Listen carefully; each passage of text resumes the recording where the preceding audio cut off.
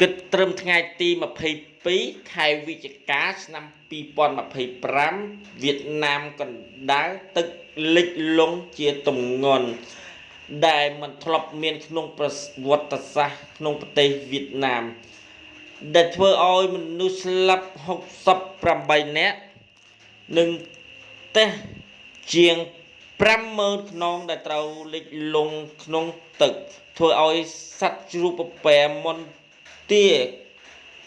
ងាប់ទឹកទីគ្មានសូម្បីតែមួយក្បាលយើងឃើញគួរឲ្យអាណត្តិអាធម្មណាស់បងប្អូនបាទប៉ុន្តែសូមបញ្ជាក់ថាគឺនៅវៀតណាមខាងត្បូងគឺ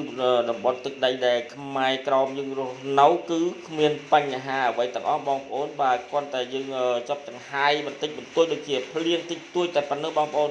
ការពីនេះគឺអត់មានបញ្ហាទេគឺនៅតំបន់ដែលបងប្អូនខ្មែរក្រមយើងរស់នៅគឺសុខសប្បាយទាំងអស់គ្នា